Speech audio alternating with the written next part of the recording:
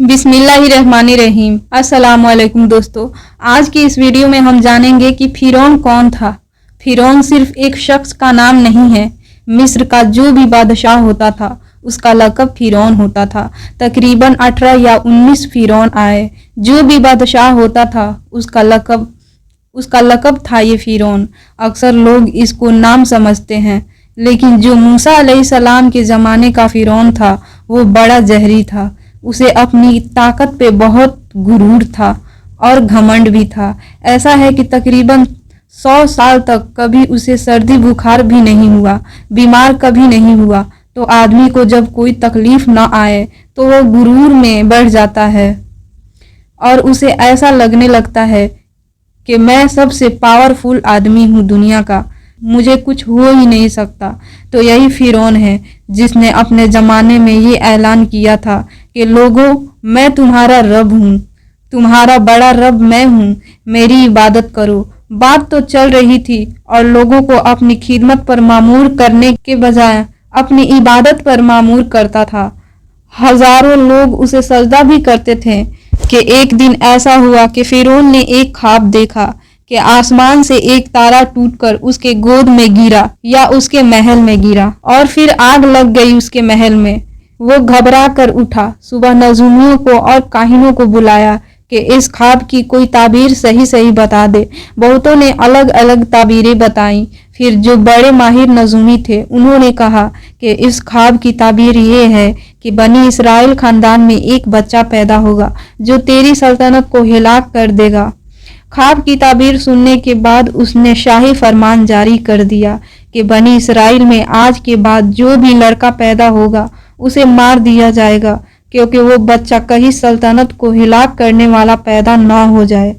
तो ये ऐलान के बाद बनी इसराइल खानदान में जो भी लड़का पैदा होता उसे मार दिया जाता। बेटों को ज़िबा कर देता था और लड़कियों को जिंदा छोड़ देता था। 1 साल के अंदर उन्होंने 12,000 बच्चे को ज़िबा किया। पैदा होते ही कत्ल कर देते थे। लड़के को जिंदा रहने का हक नहीं, लड़के को जिंदा रहने का हक नहीं था, सिर्फ डर था। ये वह जमाना था जब मूसा अलैहिस्सलाम की विलादत नहीं हुई थी। विलादत से पहले ही इतने बच्चे मारे गए।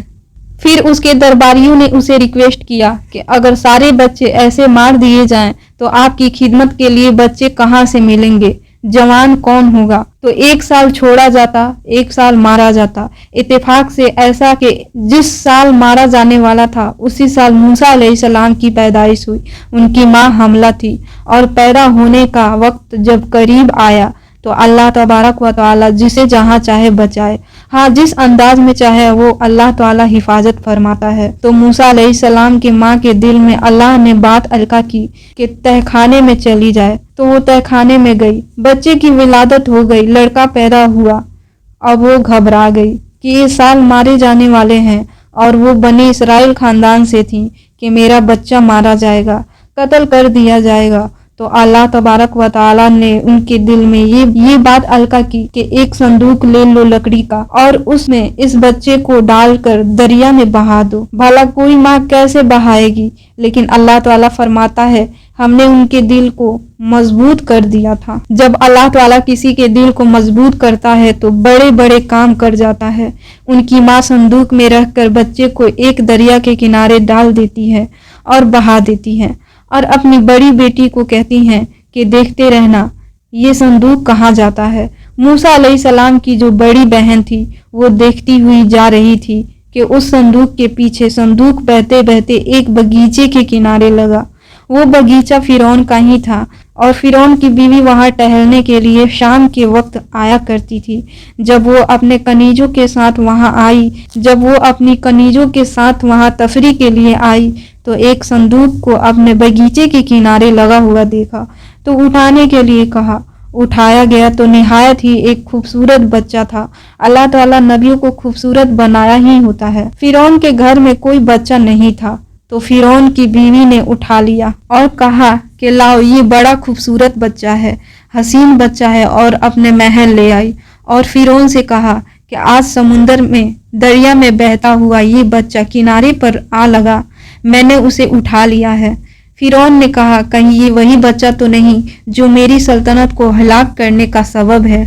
बीवी ने कहा, ऐसा कैसे हो सकता है, वो तो बनी इसराइल खानदान में पैदा होगा, ये तो किसी दरिया से बहता हुआ आया है, पता नहीं कौन से मुल्क से आया है, कहाँ से आया है। तो बहरहाल उसकी बीवी ने ये कहा कि इसको मत मारो, गरीब है कि हम इससे फ़ायदा उठाएंगे या इसको बेटा बना लेंगे। तो बीवी की बात पर राजी हो गया और उसके बाद रख लिया उस बच्चे को। तो दोस्तों, कैसा लगा ये वीडियो कमेंट में ज़रूर बताएं और मेरे चैनल को सब्सक्राइब जरूर करें और मेरे वीडियो को लाइक करें, अपने दोस्तों में शेयर। तो फिर मिलते हैं अगली वीडियो में, जब तक के लिए अल्लाह हाफिज़।